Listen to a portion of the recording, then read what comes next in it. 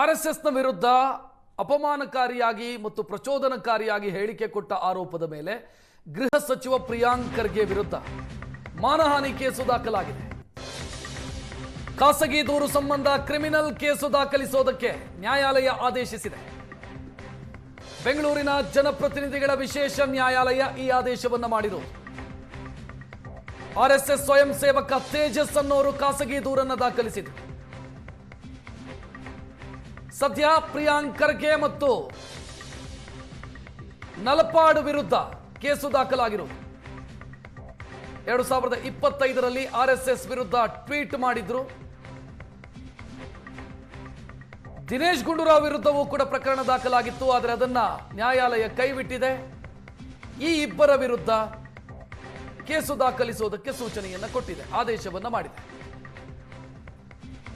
ಜನಪ್ರತಿನಿಧಿಗಳ ನ್ಯಾಯಾಲಯದ ನ್ಯಾಯಾಧೀಶ ಸಂದೀಪ್ ಪಾಟೀಲ್ ಅವರಿದ್ದ ಪೀಠ ಈ ಆದೇಶವನ್ನು ಮಾಡಿದರು.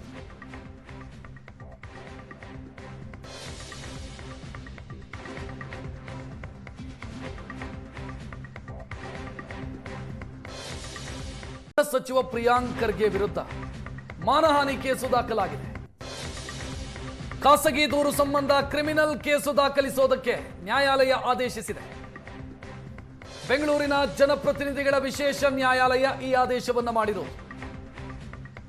ಆರ್ಎಸ್ಎಸ್ ಸ್ವಯಂ ಸೇವಕ ತೇಜಸ್ ಅನ್ನೋರು ಖಾಸಗಿ ದೂರನ್ನು ದಾಖಲಿಸಿದರು. ಸದ್ಯ ಪ್ರಿಯಾಂಕ್ ಖರ್ಗೆ ಮತ್ತು ನಲಪಾಡ್ ವಿರುದ್ಧ ಕೇಸು ದಾಖಲಾಗಿರುವುದು. 2025ರಲ್ಲಿ ಆರ್ಎಸ್ಎಸ್ ವಿರುದ್ಧ ಟ್ವೀಟ್ ಮಾಡಿದ್ರು. ದಿನೇಶ್ ಗುಂಡೂರಾವ್ ವಿರುದ್ಧವೂ ಕೂಡ ಪ್ರಕರಣ ದಾಖಲಾಗಿತ್ತು, ಆದರೆ ಅದನ್ನ ನ್ಯಾಯಾಲಯ ಕೈಬಿಟ್ಟಿದೆ. ಈ ಇಬ್ಬರ ವಿರುದ್ಧ ಕೇಸು ದಾಖಲಿಸುವುದಕ್ಕೆ ಸೂಚನೆಯನ್ನ ಕೊಟ್ಟಿದೆ, ಆದೇಶವನ್ನ ಮಾಡಿದೆ. ಜನಪ್ರತಿನಿಧಿಗಳ ನ್ಯಾಯಾಲಯದ ನ್ಯಾಯಾಧೀಶ ಸಂದೀಪ್ ಪಾಟೀಲ್ ಅವರಿದ್ದ ಪೀಠ ಈ ಆದೇಶವನ್ನು ಮಾಡಿದರು.